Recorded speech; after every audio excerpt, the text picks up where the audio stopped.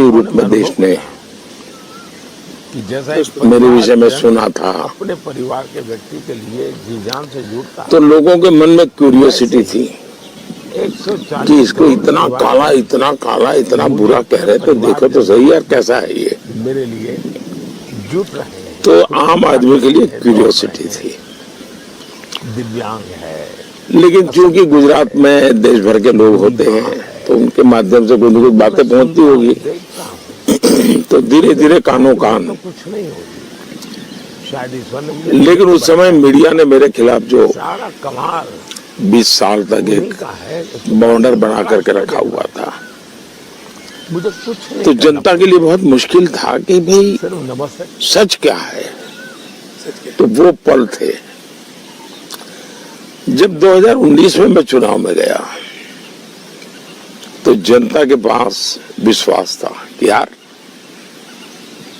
2014 में हमने सही निर्णय किया। जनता खुद गर्व अनुभव करती थी कि हमारा निर्णय सही निकला। लोगों ने भले कुछ भी कहा हो, लेकिन आदमी काम का है। ये विश्वास बहुत बड़ी ताकत बन गया। और 2024 का चुनाव जो है वो मैं साफ देख रहा हूं, मोदी नहीं लड़ रहा है, बीजेपी नहीं लड़ रही है। 2024 का चुनाव 140 करोड़ देशवासी लड़ रहे हैं।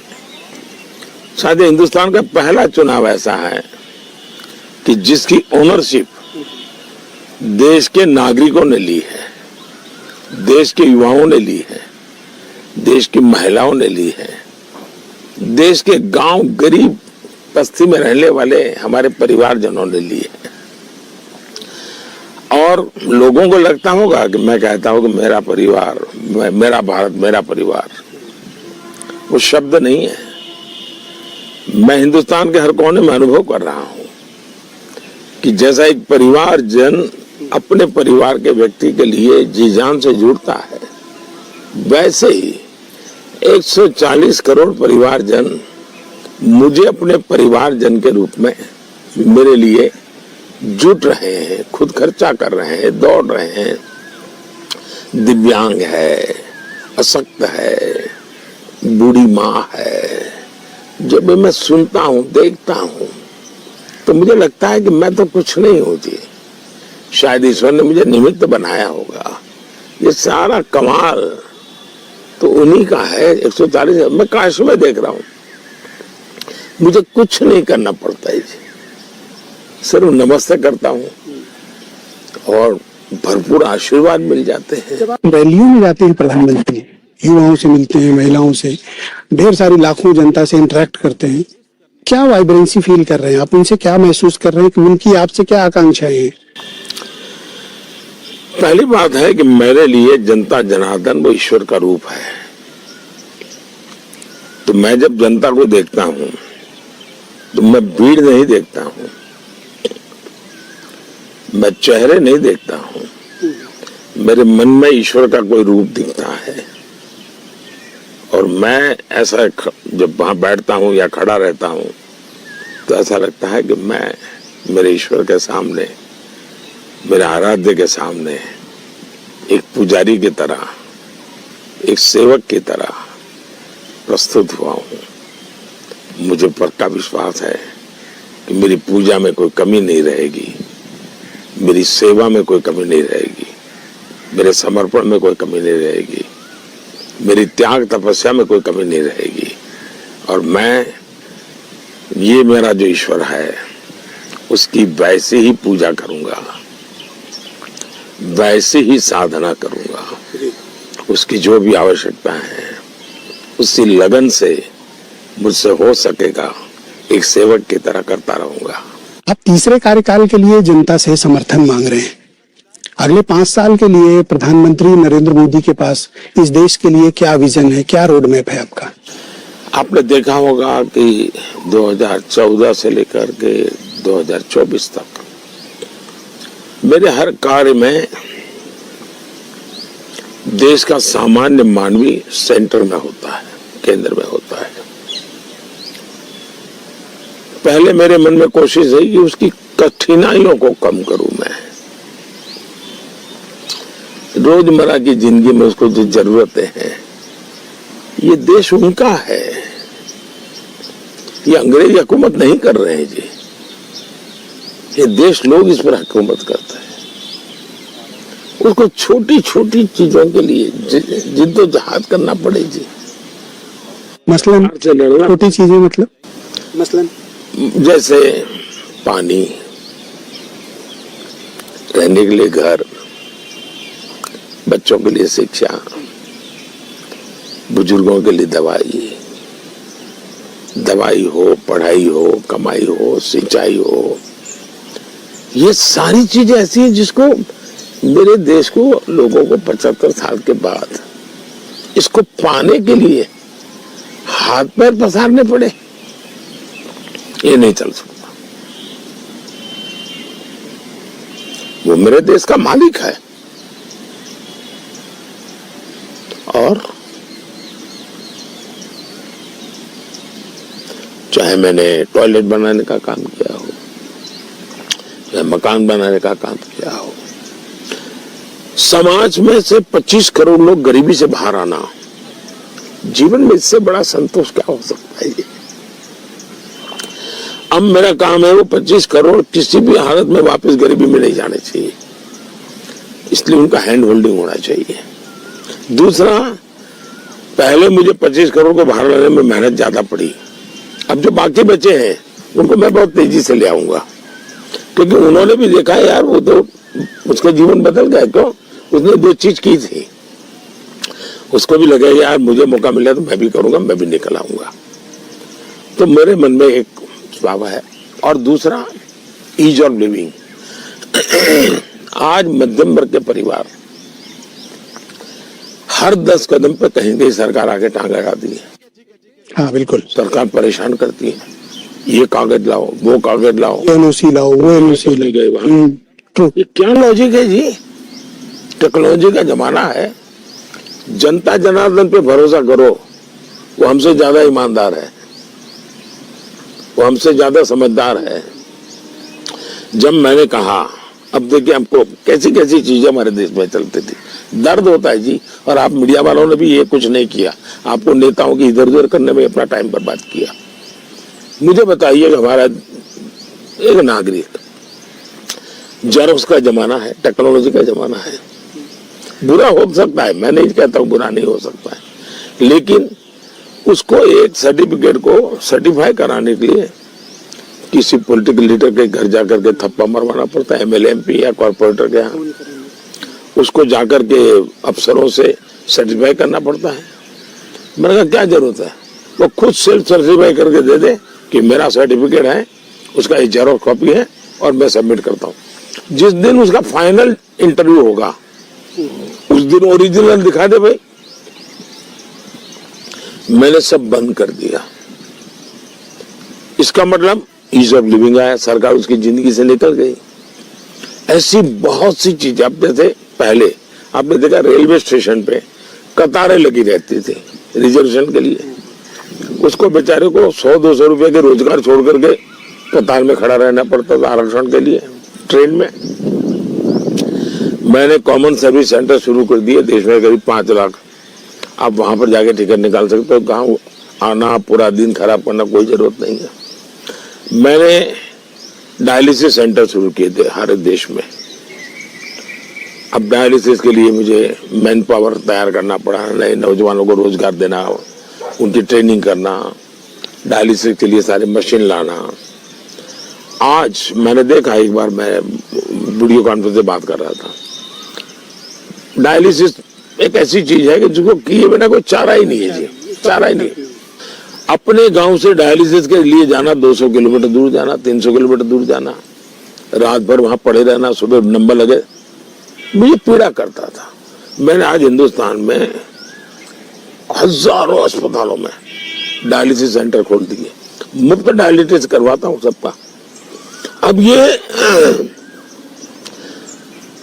सामान्य व्यक्ति में आपको हिसाब किया कभी नहीं आया, आपने इतने सालों से मीडिया में होंगे, कभी डायलिसिस की स्टोरी नहीं की होगी, कभी आप डायलिसिस पेशेंट को नहीं मिले होंगे। मतलब आप लोग भी जो मीडिया में अपने आप को बड़े तिस्मार का मानते हो, आपको पता नहीं है मैं आप यानी मतलब मिस्टर ब्रिजेश की बात नहीं कर रहा हूँ। आपको पता नहीं देश में क्या बदलाव हो रहा है। आज वो मैं एक बार वीडियो के अंदर मुझे छोटा उदयपुर की एक मुस्लिम महिला मिली, बोले साहब मेरा 2000 रुपया हर हफ्ते का बच रहा है और मेरा शौहर बच जाएगा, बोले उसको जिंदगी लंबी हो जाएगी। ये आशीर्वाद है जी। अब देखिए हम आयुष्मान आरोग्य मंदिर बना रहे हैं, देश में 2 लाख के करीब बनाने के मर्ग काफी बन चुके हैं। आप देश के टॉप मोस्ट डॉक्टर से अपने गांव से अपनी बीमारी की चर्चा कर सकते वीडियो कॉन्फ्रेंसिंग, हैं। टेलीमेडिसिन, मैं टेक्नोलॉजी का उपयोग करता हूँ, उसको भरोसा होने लगा है। उसकी प्राइमरी जो रिक्वायरमेंट है वही हो जाती है, उसको शहर गांव जाने की जरूरत नहीं है जी।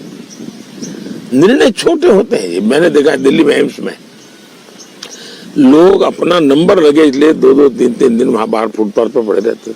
बट नथिंग टू डू, वो ऑनलाइन करे, अपना टोकन मिल जाए, टोकन मिले उस समय वो आ जाए। यानी सामान्य मानवी की जिंदगी उस बदलाव आया। ईज ऑफ लिविंग, ये बहुत बड़ा काम है। दूसरा, अब मुझे 2047 ये मेरा लक्ष्य है। मेरे देश के नागरिकों की प्रति व्यक्ति आय दुनिया के जो समृद्ध देशों की होती है ना, उतनी मुझे करनी है।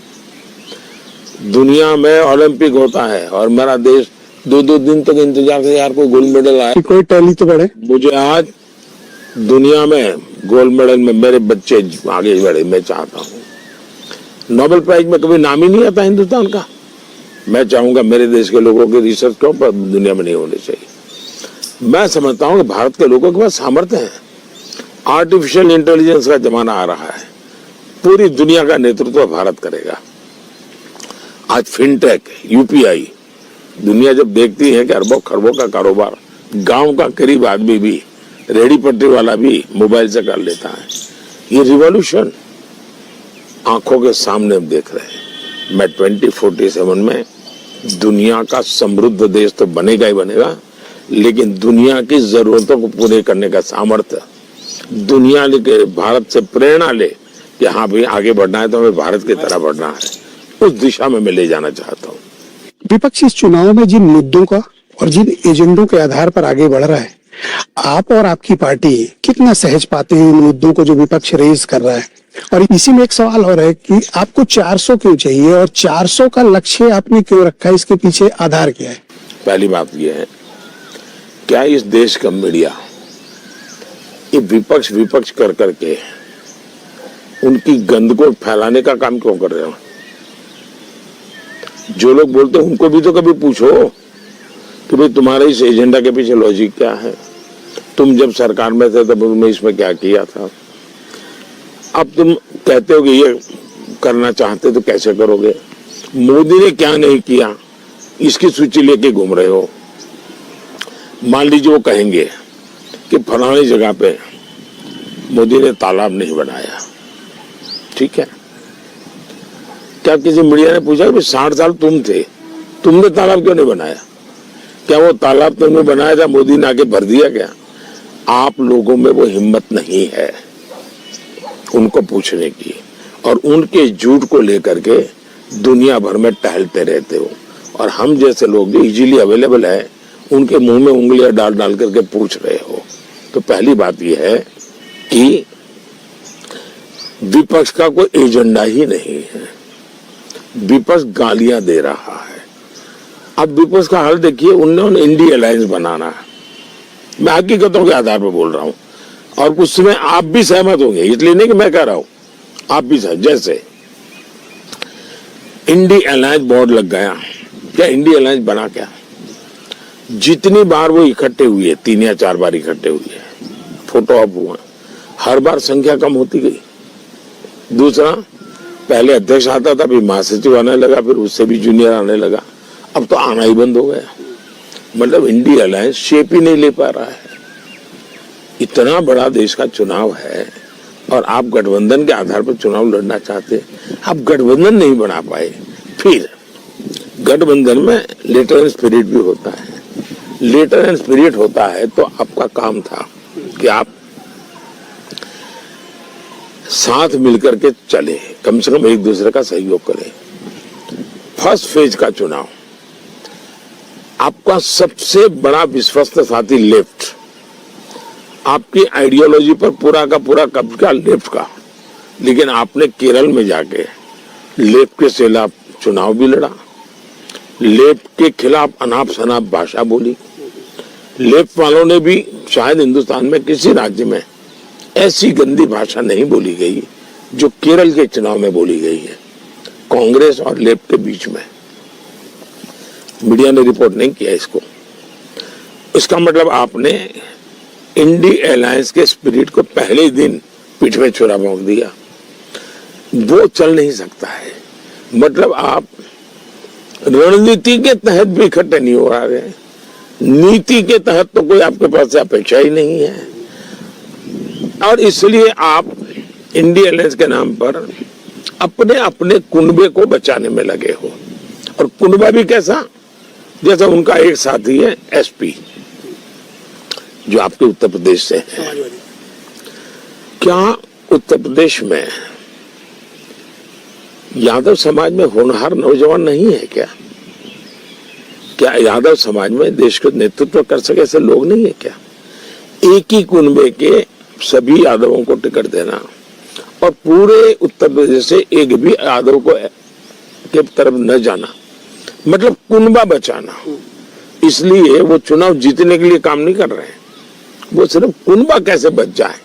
तीसरा, इंडी अलायंस देखेंगे आप तस्वीर, ज्यादातर वो लोग हैं जमानत पर आए हुए हैं, ज्यादातर वो लोग हैं जिनको सजाएं हो चुकी हैं, ज्यादातर वो लोग हैं जिन पर भ्रष्टाचार के गंभीर आरोप हैं, और ज्यादातर वो लोग हैं जिनके बेटों के लिए वो जूझ रहे हैं।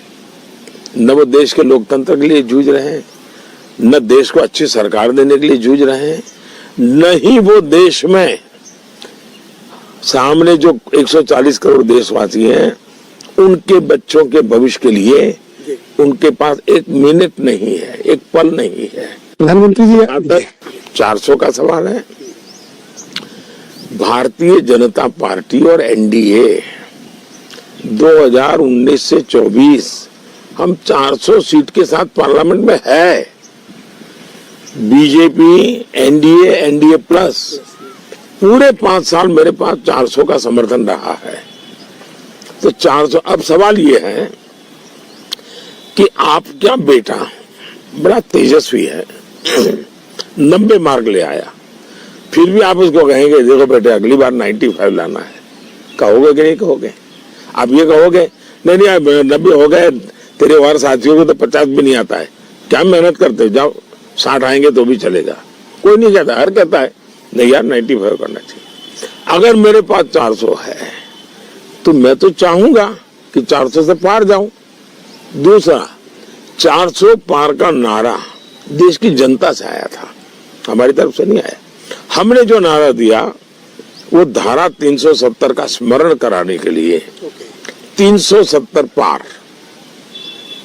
बीजेपी 370 पार, एनडीए 400 पार, ये था। जब राहुल गांधी और अखिलेश यादव या विपक्ष के दूसरे नेता साथ आते हैं और आपकी व्यक्तिगत आलोचना भी होती है, आपके काम की भी आलोचना होती है, मन में गुस्सा आता है? पहली बात है, लोकतंत्र में आलोचना अनिवार्य है, वरना लोकतंत्र बर्बाद हो जाएगा जी। लोकतंत्र में आलोचना होनी चाहिए, तीखी आलोचना होनी चाहिए, मोदी के बाल नोच लेने चाहिए, लेकिन दुर्भाग्य है आलोचना नहीं होती है, आरोप होते हैं। आलोचना और आरोप में बहुत फर्क होता है। आलोचना करने के लिए रिसर्च करनी पड़ती है। वे मोदी ने कहा कि 11 करोड़ टॉयलेट बने, तो रिसर्च करनी पड़ती है, चलो इस गांव में कितने बने, इस जिले में कितने बने, इस राज्य में कितने बने। मोदी झूठ बोल रहा है, 10 करोड़ बने, 11 करोड़ बोल रहा है, आलोचना होती है, नहीं कर रहे हैं जी। मैं तो चाहूंगा कि परमात्मा विपक्ष को बहुत ताकत दे ताकि वो आलोचना करने का सामर्थ्य आए उसमें।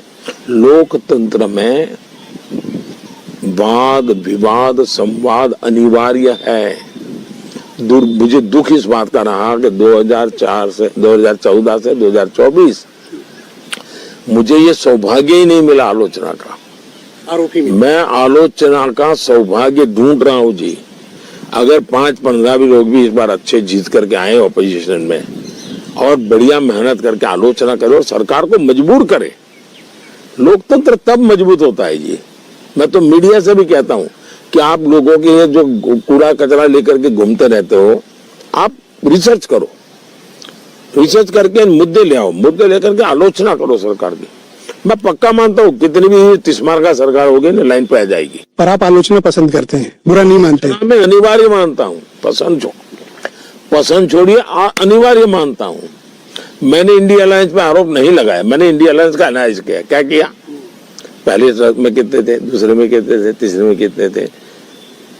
उन्होंने देश की जनता के आशीर्वाद प्राप्त कर करके फिर से एक बार हम सरकार बनाएंगे। एनडीए बहुत ताकत के साथ उभरेगा और चुनाव के बाद एनडीए प्लस भी बहुत बड़ी मात्रा में हो जाएगा। और देश का दुर्भाग्य होगा इस देश में इस बार चुनाव में मान्य विपक्ष भी बनने की संभावना नहीं होगी। वो इतने कम नंबर में आएंगे मोदी का प्रेडिक्शन कि उनके लिए मान्य विपक्ष बनना बड़ा मुश्किल हो जाएगा। मोदी प्रेडिक्शन नहीं करता है। मैं जो देखता हूँ, जो मैं सुनता हूँ, जो टीवी वाले बताते हैं, जो इसके ज्ञाता लोग बताते हैं, वो उनका काम है। प्रधानमंत्री जी, आपका बहुत धन्यवाद हमें समय देने के लिए। भैया, मैं आपका अभिनंदन करता हूँ, आपने हमारे दर्शकों के लिए समय निकाला। आपका धन्यवाद।